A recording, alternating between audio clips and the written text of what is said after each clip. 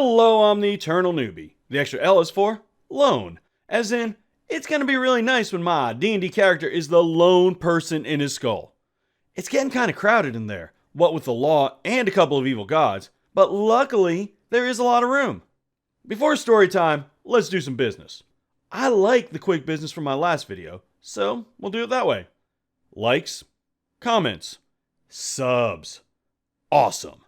Discord, Twitter, Twitch, second YouTube channel, equally awesome. Info, video description. Check them out. Previously on the Eternal Newbie, the party was trying to solve the death curse by hunting down a diabolical lich. One party member was possessed by a bunny god, another possessed by an evil monkey god, and one was dead. Oh, and one guy was wearing a foul-smelling bucket on his head. Meanwhile, that dastardly lich was nowhere to be found. As we rejoin our heroes, they have just broken into a very shiny room with a curtain covering something. Because of the barbarian's, untimely death, the law, the once lawful good rogue, is the only one that's actually still possessed. His god tells him to get in there and attack whatever's behind the curtain. Now the law has had years of training about this. He is the world's greatest detective. Look here, evil monkey god. I am not going in there. I will investigate, take samples, check out the room for clues, and then crap. I guess when an evil monkey god who lives in your head tells you to do something, there's really not much choice. I go on and attack the beholder. Most of the party comes in to help. Did you notice how I just said most? The ranger helps, as does the wizard. Even a new spore druid who just showed up helps. The paladin does not. He tries to stay back, but we're locked in the room with the beholder now. And those things have some range. The paladin, who I'll call Buckethead from now on, tells us, out of character, he doesn't want his character to die, so he spends his turns dodging. I actually did the stone cold thing in real life. We are locked in. It is kill or be killed, but he just keeps on dodging turn after turn. He tells us it's because he doesn't want his character to die. Not quite sure what he thought was going to happen if the beholder killed the rest of us.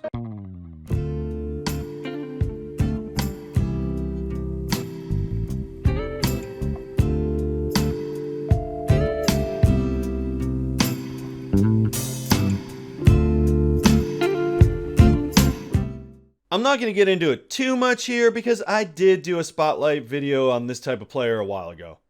The kind that only makes characters interesting to them, which I have found translates loosely into sucking at everything. To be clear, I am talking about the character. The player is an alright guy, but for some reason he believes that personality traits or role-playing, that doesn't make a character interesting.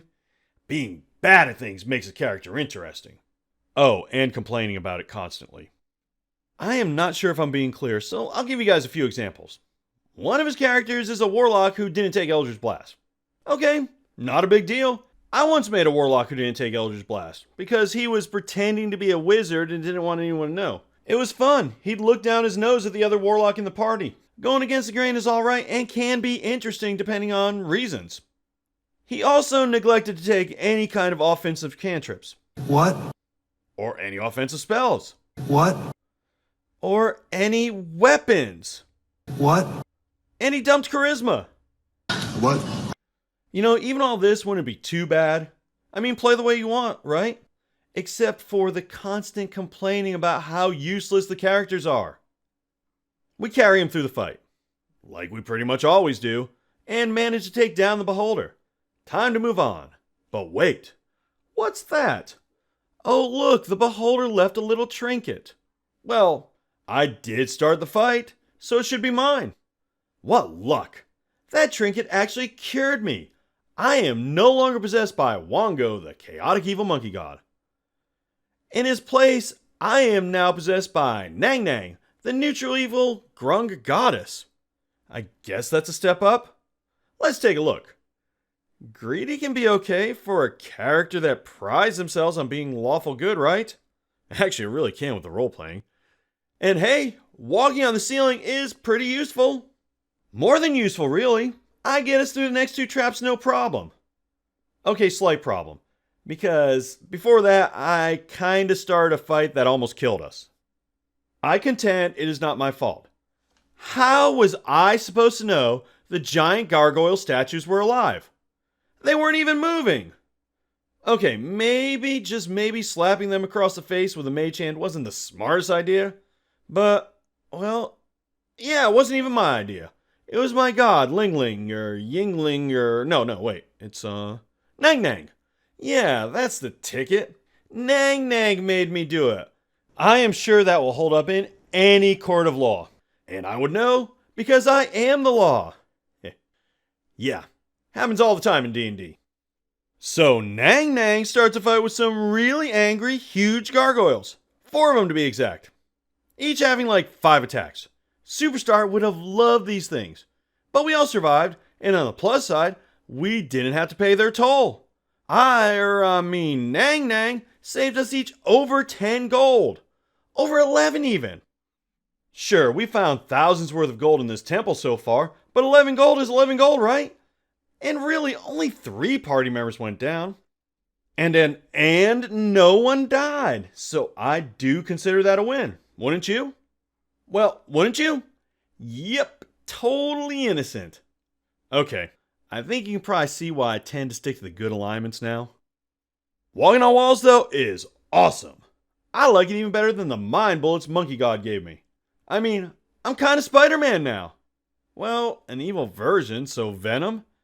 Is Venom still evil? Maybe I'm more like Carnage. Anyway, I totally walk right over the next few traps. There's a room with a tiny ledge that is filling with sand. So I walk on the ceiling and the sand makes the floor collapse into some kind of grinding trap. The thing does like 25 D10 damage or something. Not a problem for Spider Cat. I just stand on the ceiling calmly looking at the grinding trap. Oh, confused? I may have forgotten to mention I am a tabaxi. So, Spider Cat!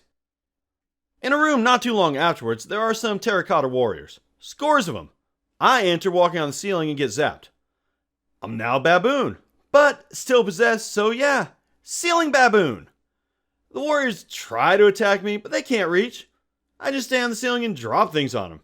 Guess whoever made them should have carved a ranged weapon or two, eh? That's what I love about this game. Where else can you be a cat, walking like a spider, changed into a baboon, possessed by an evil frog? Sadly, not long afterwards, a couple of Bodaks downed me and the trickster gods abandoned me. Bunch of ingrates! So now, the law kinda has to deal with all the evil stuff he did while he was possessed. How will he deal with being a lawbreaker? The evidence has been falsified. It's impossible. I never broke the law. I am the law. On the bright side, there are about 5 more gods that haven't possessed anyone.